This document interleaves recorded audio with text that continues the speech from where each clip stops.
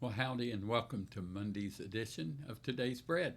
Now, this week's topic is justified by faith. And today we're focusing on the gift of righteousness. Scripture reference Romans 4, verses 1 through 8. Now, by highlighting Abraham, the man through whom God had promised that all nations would be blessed, Paul made clear that this patriarch was the father of both the Jews and the Gentiles.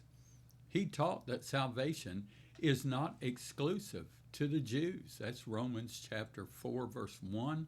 You can also see verse 16.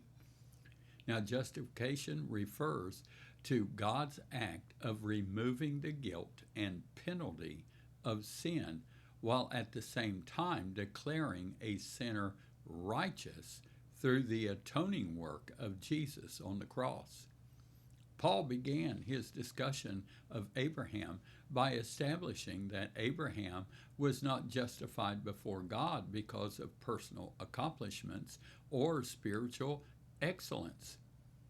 The Old Testament scriptures teach that Abraham, his right standing with God, was not a result of his works, but a direct result of his belief in God and his promises. You see it in verses 2 and 3. God alone offered right standing.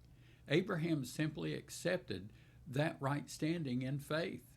Paul used the example of employment to illustrate that salvation is not a result of works, verses 4 and 5.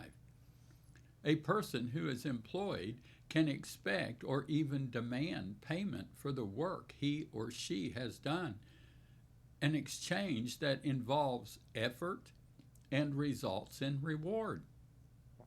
Now, it is unthinkable that God would be under obligation to provide wages for his creation because of something that we had done. Well, indeed, Abraham neither earned nor deserved his righteousness. Instead, he relied on God to fulfill his promises.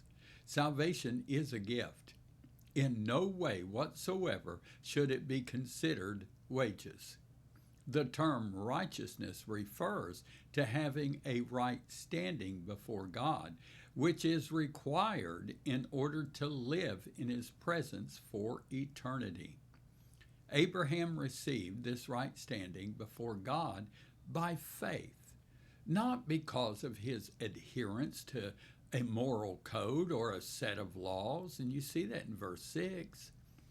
Paul cited Psalm 32 to illustrate the point that having relationship with God doesn't come through works, but rather it is a gift from God.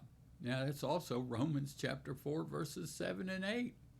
Now, in this psalm, which he wrote following his sin of adultery with Bathsheba, David explained that the person who is blessed is the one whose sins have been forgiven by God, a gift from God, not a result of doing good works to make restitution for moral indebtedness.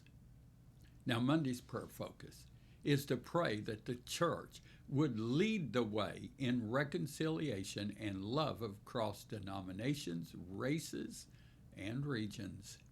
Now, remember Jesus, he's coming back and coming back soon. So here's Monday's blessing. I bless you with faith to accept and see answers to your prayers as you live in obedience and love. Thank you. You know, church is not a place you go to. It's a family you belong to. So why not come be a part? So until next time, keep breaking bread with the bread of life, Jesus Christ.